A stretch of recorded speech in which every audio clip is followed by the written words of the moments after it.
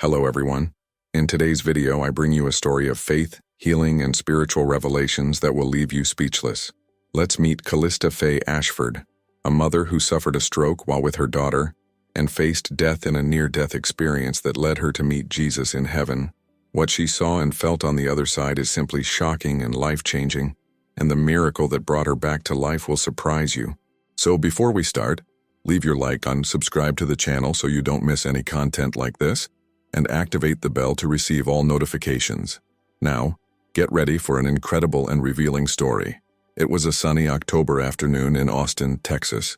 The sky was clear, and the heat seemed to ease with a light breeze that brought relief. My daughter, Lily, just 8 years old, held my hand as we walked through the mall, our Saturday routine. "Mommy, can I have ice cream?" she asked, eyes shining with expectation. "Of course, darling," I replied, trying to hide the slight tiredness I had felt since early on. The line was long, and while we waited, I took out my cell phone to answer some work messages. It was then that I felt the first strange wave pass through my body, like a tingling, but heavy, running down from my right shoulder to my fingertips. I frowned, trying to ignore it. Maybe I had slept in a bad position the night before, I thought, but the tingling soon turned into intense pressure. My arm seemed to no longer obey, and a feeling of weakness began to spread through my right leg as well. "Is everything okay, Mommy?" Lily asked again, now holding my arm. I wanted to respond, but the words seemed to get jumbled inside my head. When I finally managed to speak, my voice was slow and disjointed. Something was terribly wrong.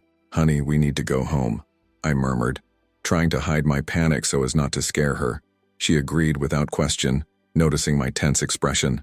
As we walked to the parking lot, I felt like my body was abandoning me, like a machine losing power. As we got to the car, my phone rang. It was Ryan, my husband. I barely managed to say hi before he heard something wrong in my voice. "Callista, what is happening? Are you well?" He looked worried, but before I could explain, tears streamed down my face. "I don't know. Something is wrong," I stammered.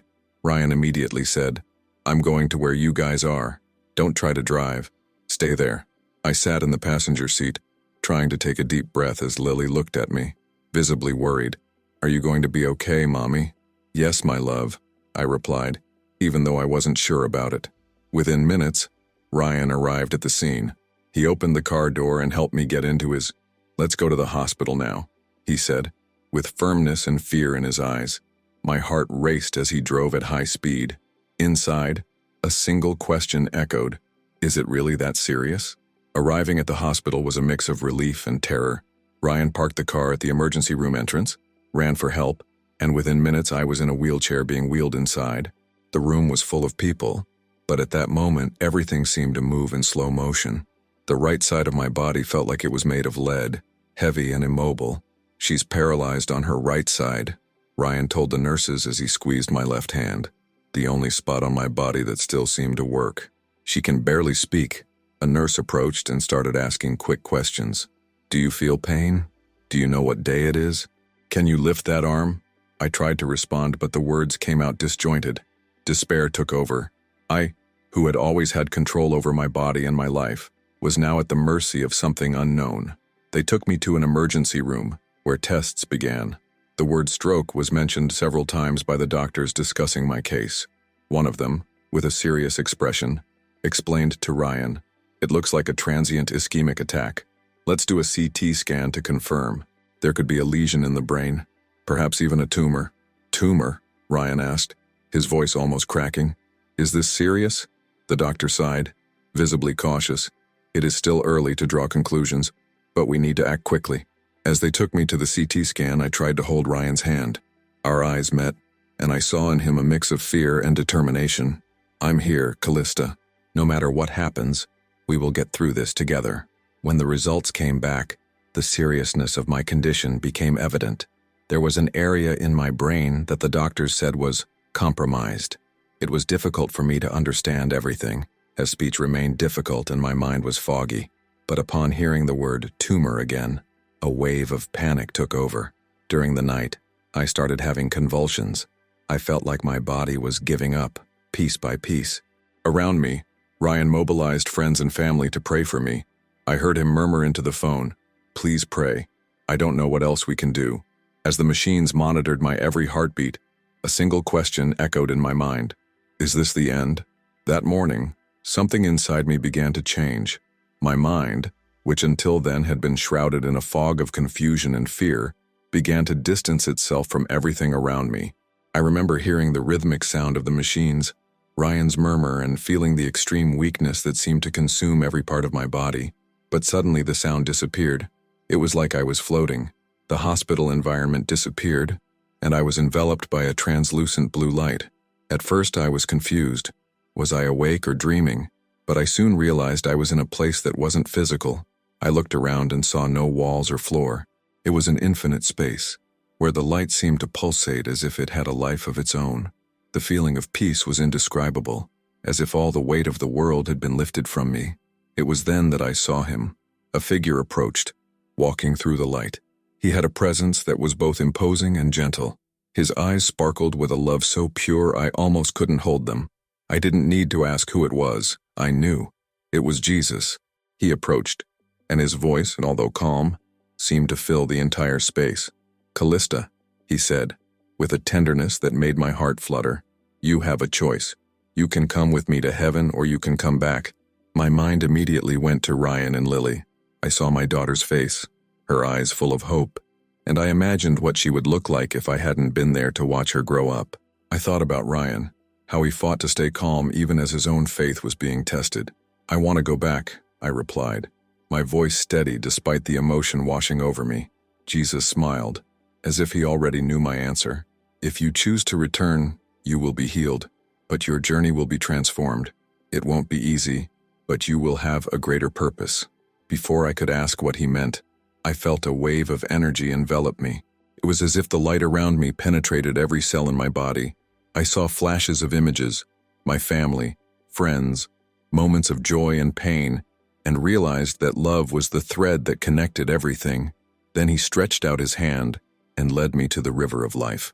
Its waters were crystal clear, shining with a golden light that seemed to flow directly from the throne of God. When I entered the river, I felt as if every part of my body was being renewed. The pain, fear, and paralysis dissolved as if they had never existed. With one last look, Jesus said, "Now go back and fulfill the purpose that was given to you." Suddenly everything disappeared, and I opened my eyes in the hospital. Opening my eyes was like waking up from a dream that seemed more real than life itself. The sound of the machines and the bright glow of the hospital lights were now familiar, but my body didn't feel the same. Something inside me had changed. I felt Ryan's presence beside me, holding my hand tightly, and I heard his voice, a mix of relief and emotion. "Callista, can you hear me?" he asked, teary-eyed. I tried to respond, and, to my surprise, I managed. "Yes, Ryan, I'm here." The words came out with difficulty, but they were clear enough to see the relief on his face. Ryan immediately called the doctors, and within seconds the room was full of people. They started asking questions, checking my reflexes and testing my speech. "Can you lift your right arm?" asked the nurse. I hesitated, but tried, and incredibly, my fingers started to move. It was as if new energy was flowing through my body. Minutes later, I was able to move my arm and leg, something that until then seemed impossible. "That doesn't make sense," muttered one of the doctors, as he studied the monitors. He looked at Ryan and said, "Her condition was critical a few hours ago." "That's unexpected." Ryan, without hesitation, replied, "It's not unexpected. It's a miracle." The following days were marked by a recovery that defied all medical logic. The words, previously jumbled, began to flow again. My previously paralyzed body began to respond surprisingly quickly. Every move was a victory, every step a triumph. Doctors repeated the tests to check the previously diagnosed brain injury. When the results came back, I was speechless. The compromised area simply no longer existed. The tumor, which had previously been a worrying possibility, was now non-existent. "There is no medical explanation for this," said Dr. Evelyn Marlowe, my neurologist, with a mixture of amazement and admiration. "Callista, what happened to you is not something we see every day. It's like your brain has been restored." As she spoke, I knew exactly what had happened. It wasn't just a recovery, it was divine healing. What I experienced in that translucent blue space with Jesus had transformed not only my body, but also my soul. Back in the hospital room, Ryan held my hand. "You came back to us," he said, tears streaming down his face.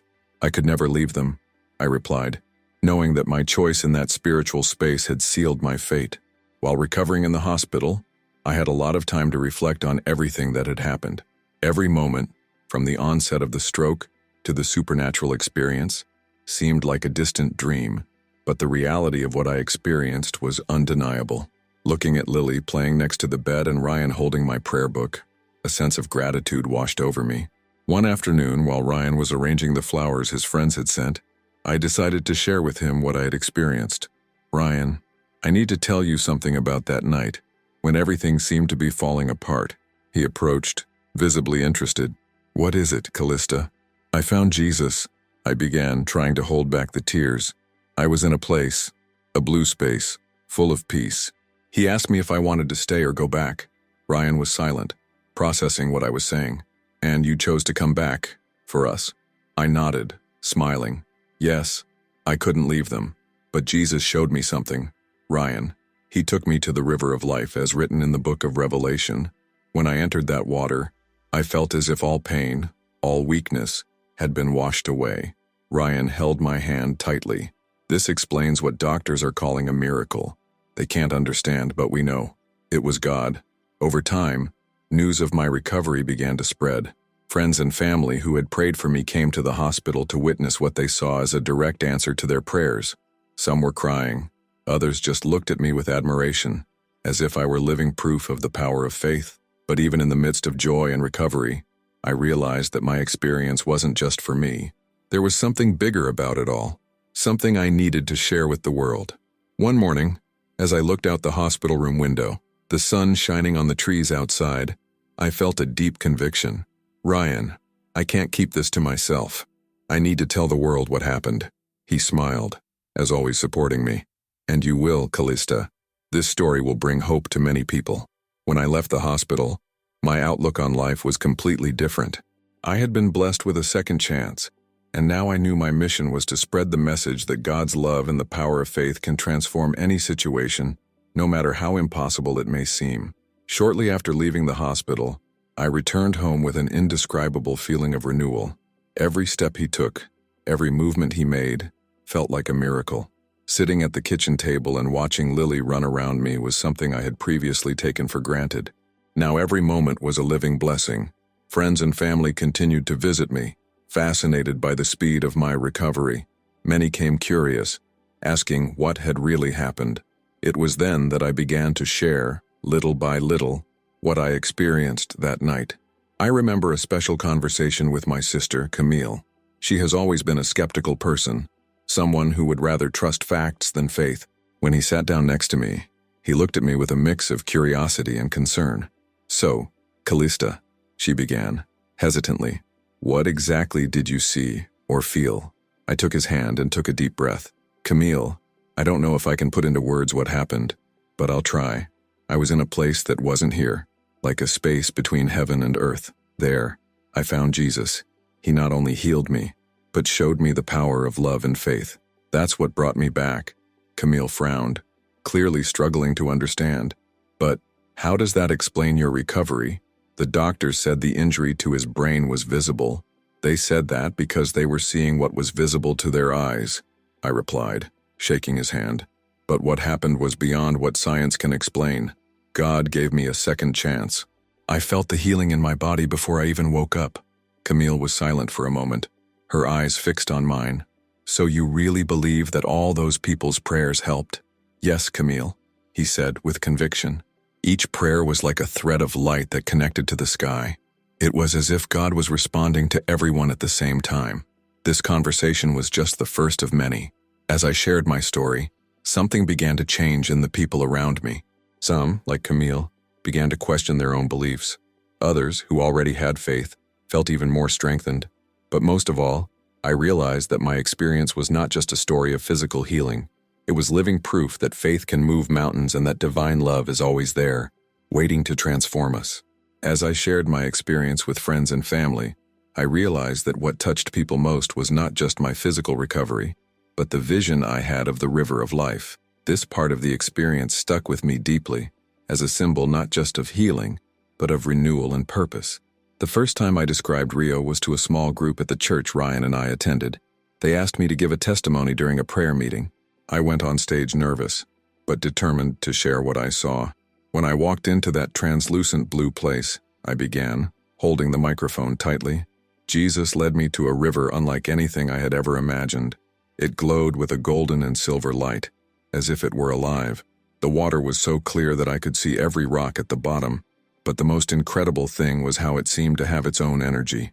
When I entered the water, I felt something impossible to describe. It was as if life itself was flowing through me, washing away all my pain, my fears, and even the physical marks that the stroke had left on my body. As I spoke, people looked at me with teary eyes.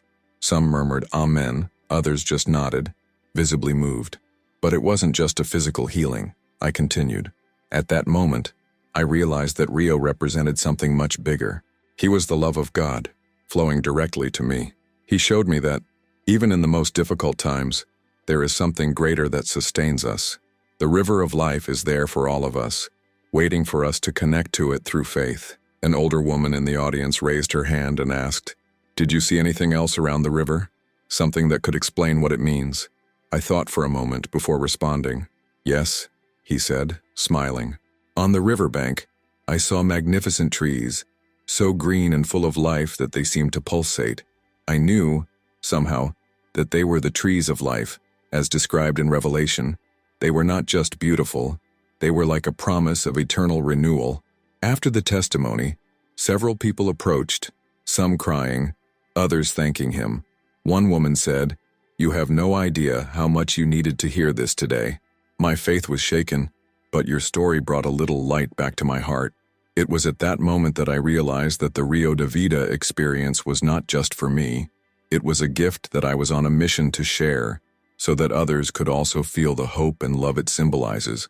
After sharing my experience for the first time at church, I realized my story was bigger than I imagined. The impact my testimony made showed me that there were people struggling in silence, in desperate need of hope. It was as if God was calling me to a greater purpose, to be a messenger of the love and renewal I experienced. The following weeks were intense. People started looking for me, sending messages, calling, and even showing up at my house. Some of them shared their own struggles, illness, loss, or spiritual crisis, and asked how I had found the strength to survive. One afternoon, I received a call from a young woman named Elena, who attended our church. Her voice was choked, and I could hear crying in the background. "Callista," she began, "you don't know me very well, but I heard your testimony at church. I'm calling because I don't know what to do. My father is in the hospital, and the doctors said he won't survive. I feel like I'm going to lose faith." I felt a pang in my heart.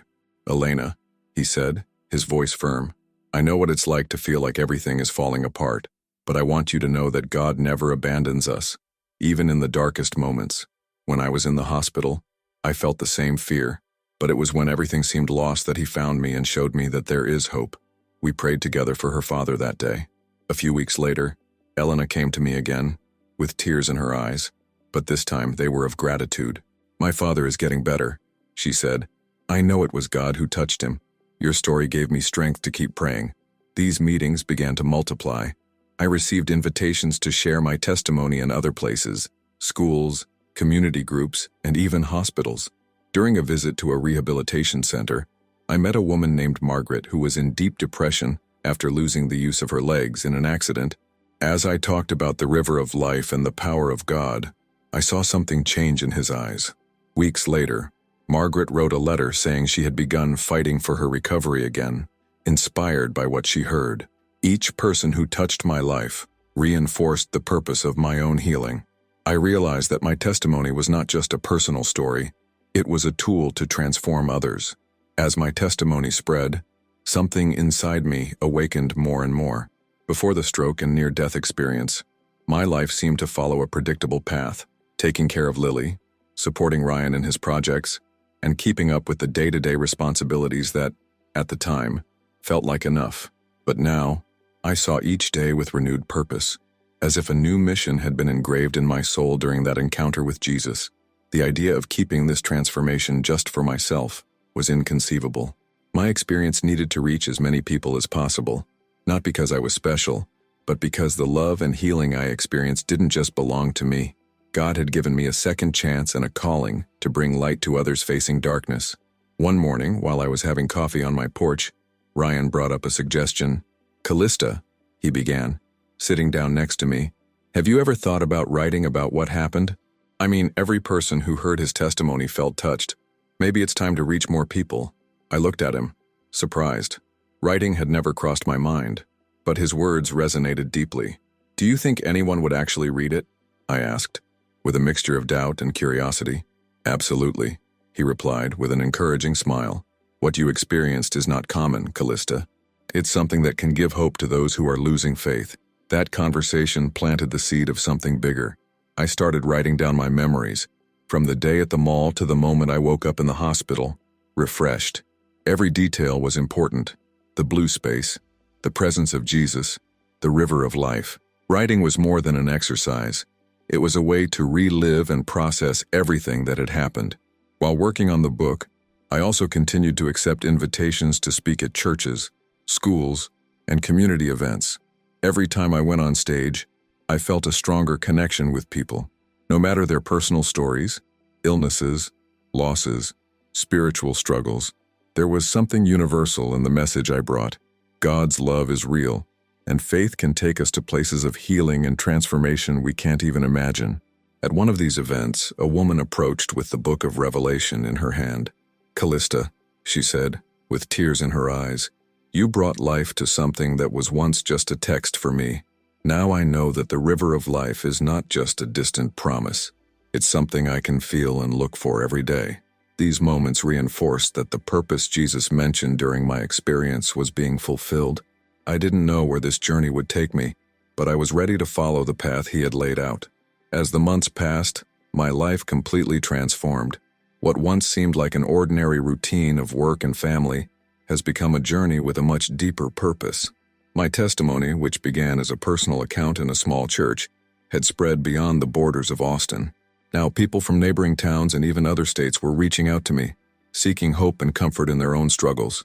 One of the most memorable experiences happened at a Christian conference, where I was invited as a speaker.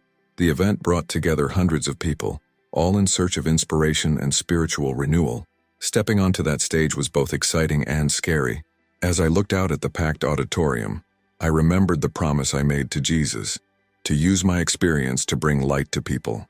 "Good evening," I began, my voice firm but charged with emotion. "I'm not just here to tell a story.